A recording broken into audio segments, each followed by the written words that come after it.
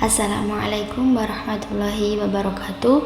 Perkenalkan perwakilan saya dari kelompok 5 yang bernama Aula Hasanatun Nadia dengan NIM 22402054 dan teman saya Rahmawati Wulandari NIM 22402058. Baik, saya di sini akan menjelaskan materi tentang teori kausalitas. Menurut Dr.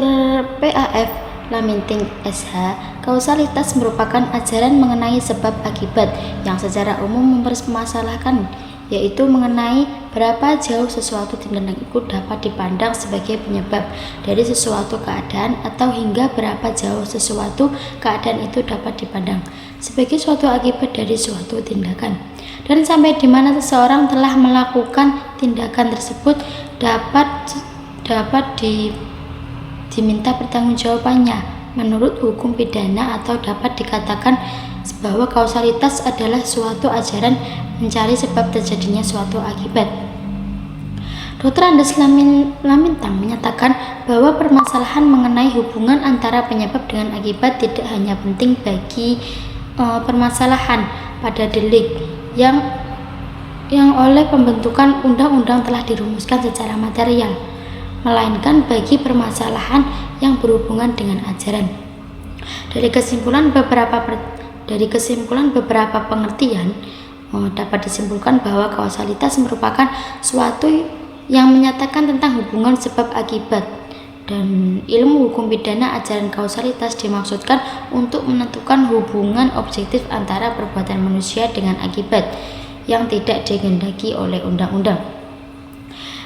Selanjutnya yaitu teori kausalitas, ada 4. Yang pertama yaitu teori kondisi sine qua non yang dikemukakan oleh von Buris pada tahun 1873. Teori ini diterapkan karena semua hal yang ada kaitannya atau hubungannya dengan terjadinya suatu akibat merupakan sebab, sehingga teori ini dapat memperluas pertanggungjawabannya pidana. Konsekuensi teori ini adalah bahwa kita dapat menurut tiada henti ke masa lalu.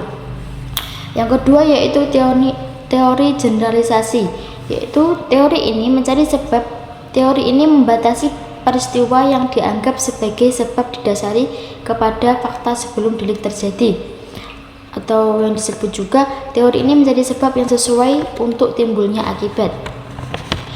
Teori yang ketiga yaitu teori individualisme, yaitu teori yang berpendapat setelah peristiwa terjadi, maka di antara rangkaian faktor yang terkait dalam peristiwa itu tidak semua merupakan faktor penyebab. Yang terakhir yaitu teori relevansi. Teori ini tidak dimulai dengan mengadakan perbedaan antara musabab dengan syarat, seperti teori mengeneralisir dan teori mengindividualisir, tetapi juga dimulai dengan menginterpretasikan rumusan delik yang bersangkutan. Terima kasih. Materi selanjutnya akan disampaikan oleh teman saya. Baik, saya akan melanjutkan materi tersebut, yaitu hak dan kewajiban para pihak. Jadi, pemenuhan hak sebagai pelaksanaan kewajiban sesuai kesepakatan para pihak dalam kontrak yang harus ditaati.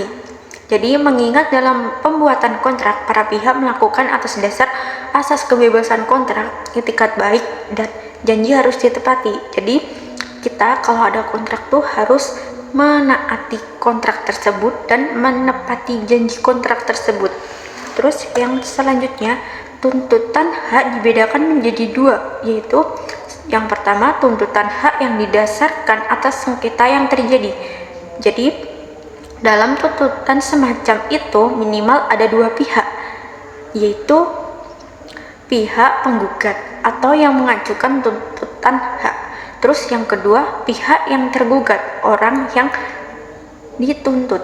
Terus tuntutan yang kedua yaitu tuntutan hak yang mengandung sengketa lazim, yaitu permohonan dalam tuntutan hak yang kedua ini hanya ada satu pihak saja.